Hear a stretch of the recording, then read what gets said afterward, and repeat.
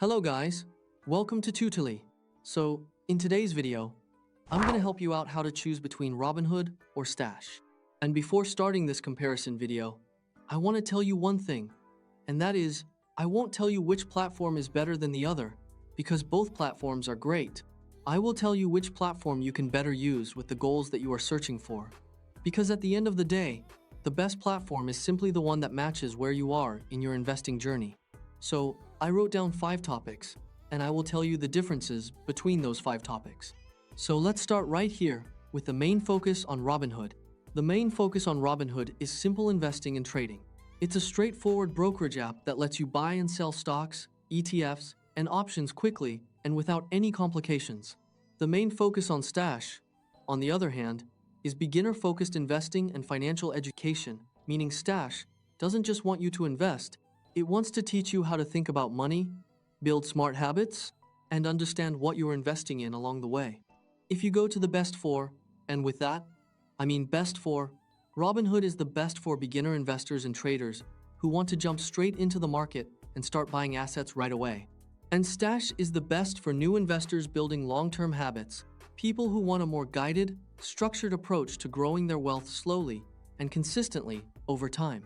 If you look to the trading tools, Robinhood has basic charts and basic trading tools simple enough for a beginner to understand on day one, without any confusing indicators or overwhelming data.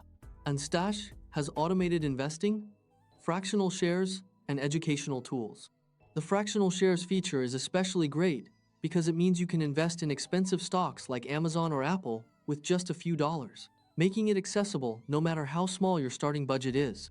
And the automated investing feature means Stash can invest your money on a schedule, so you're consistently building your portfolio without even having to think about it.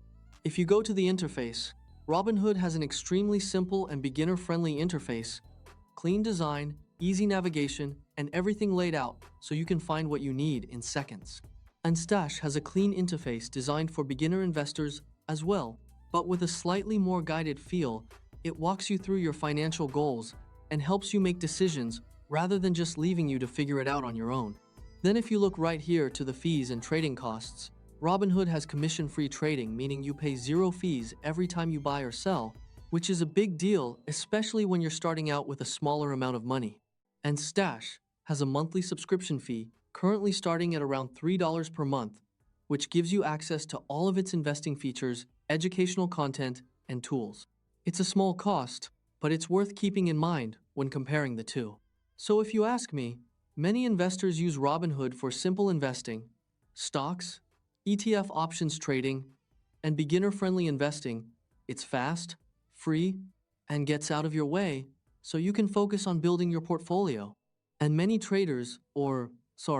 investors choose Stash for automated investing, fractional shares, financial education, and long-term wealth building, because Stash is less about speed and more about helping you develop a healthy, consistent relationship with money over time. So if you ask me, and you're a complete beginner without any experience, you can start with Stash the education tools and guided approach. Make it a fantastic first step into the investing world. But keep in mind, they have a little subscription fee. And if you are, a little step further along and already comfortable with the basics, you can use Robinhood. It gives you more freedom and flexibility with 0 trading costs.